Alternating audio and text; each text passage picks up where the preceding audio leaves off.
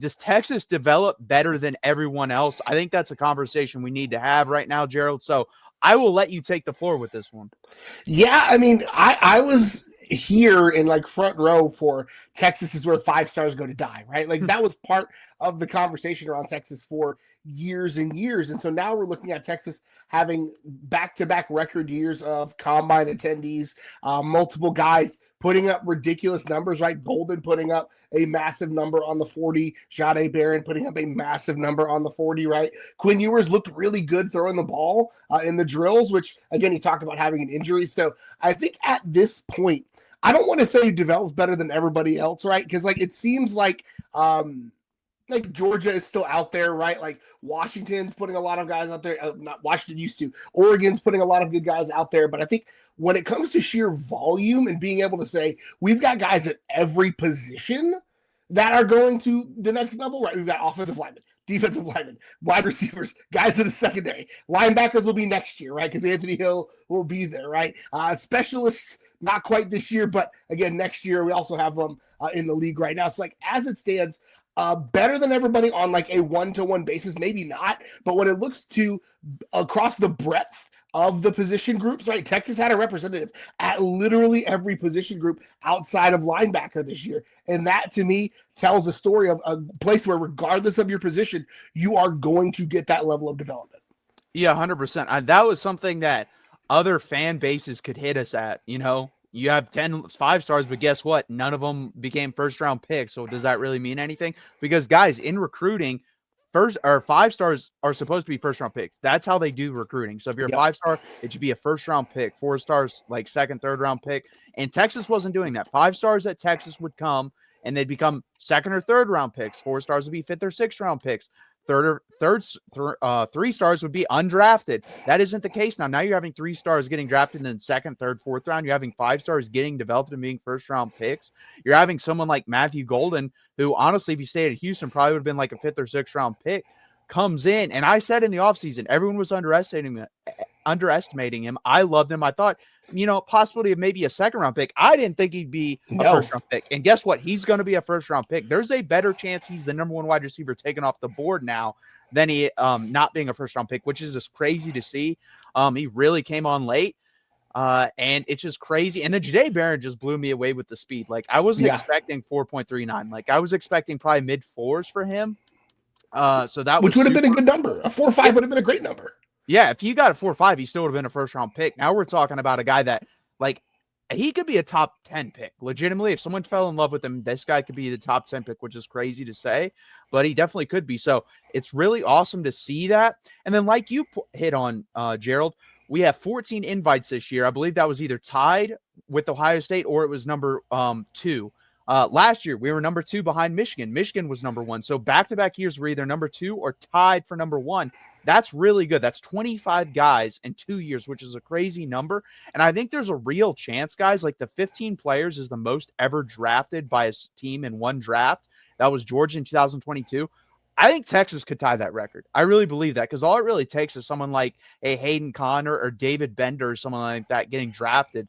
And you're going to be at that record for the most part because Vernon Broughton's going to get drafted. Alfred Collins going to get drafted. Guys like that are going to get drafted. So Baron Sorrell made himself some money this weekend. Yes. He went from being like a 6th round pick. He'll probably be a 4th or 5th round pick. And I thought he was underrated to begin with. I loved him at Texas. I thought he did his job like superbly. Like he wasn't asked to do things people wanted him to do. He just did what he was asked to do. So I always thought it was like kind of stupid, honestly. The people said, well, he doesn't have a lot of sacks. Well, guess what? That wasn't his job at Texas. His job was to stop the run. And he did a phenomenal job at that. So, and he's just a really good guy too. So I expected him to get drafted. Gunnar Helm did have a week for pro day, or combine. But again, that was because of the ankle sprain. I fully believe that. Like that number to me, there's no way in hell he's running a 4.8. I watched that guy. He's not a 4.8 guy. If you told me it's like a 4.65, I could see that. Yeah. But 4.8's crazy. There's no way that's actually him. Yeah, the ankle thing, and he did it like early in the competition. So he did the remainder of the drills on a bum ankle and did relatively well, right? And that was the Gunnar Helm 40 time was the big red flag for me coming out of the weekend.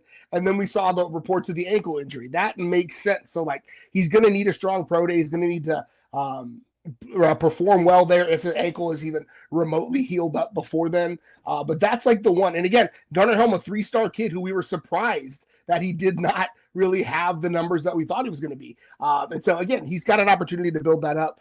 But again, he was a guy who Texas brought in. Jeff Banks did a great job of developing him and turning him into a guy who, will probably still be a top 3 round kind of guy. I think a 3rd round pick kind of guy at tight end. I think it's a great opportunity for him and a great selling point for Texas. No, 100%. Isaiah Bond, listen, you shouldn't have talked, but you ran a great time. Like 4.39 is a really damn good time. Great you can't time. just be like, you know what, I'm going to run like a 4.2 or a 4.19. Just don't say that, and it would have been phenomenal. Same with Jaden Blue. You didn't need to say, even though I will say this, Jaden Blue was fast. I really did think he was going to run like a 4.3 or 4.29 or something like that. He was a little bit slower overall than I thought he was going to be, because like his breakaway speed was insane at Texas. So I thought he'd run a little bit better 40. But overall, still really good weekend for everyone. I thought Kelvin Banks kind of put everything to rest about him being a guard. His wingspan and his arm length were all above average. Now, were they like huge? No, but they were all in that average percentile wise. So I think he's a tackle. And to me, guys, him and Will Campbell, they both have the same knock of small arms. Will Campbell, I will say, knocked out of the park everywhere else as well. But I'm just done with that. Like both those guys were 3-year starters in the SEC and started as freshmen. To me, all I need to know is the tape, because they dominated on tape. Draft them as tackles, play them as tackles, and guess what? If they struggle, then try them at guard. But your first option shouldn't be, you know what? I'm kind of questionable on the numbers, but then the tape's amazing. I'm going to slide him to guard. That doesn't make any sense to me.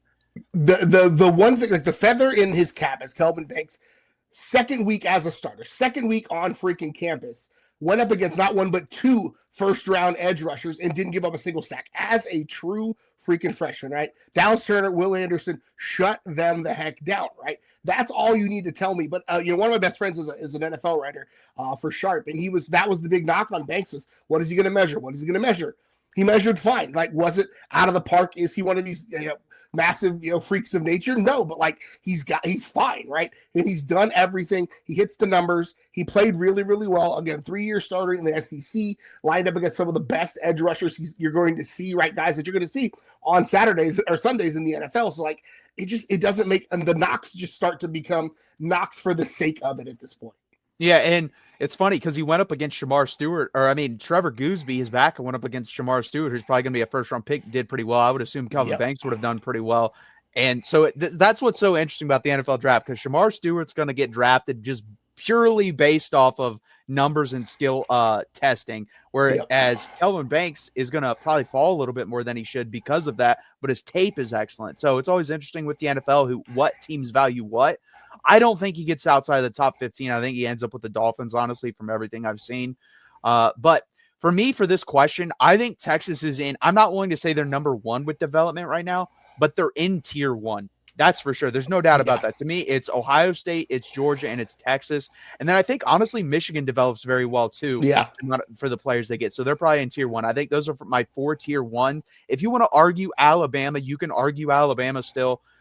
So those are really the only 5 teams I think you can argue. I don't think Oregon's there yet. I really don't, especially with the struggles some of these guys the last couple of years have had at the combine, like Tez Johnson being 150 and running like a 4.5 or whatever is not good.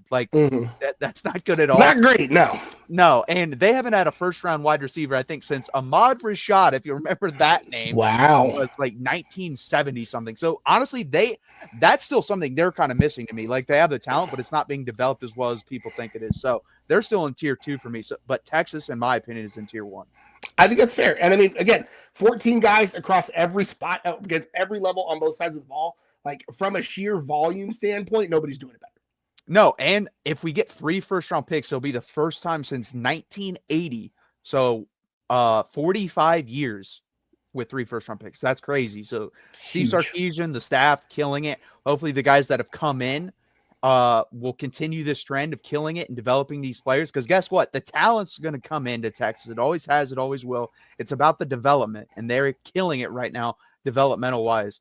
So we'll see how they do next year.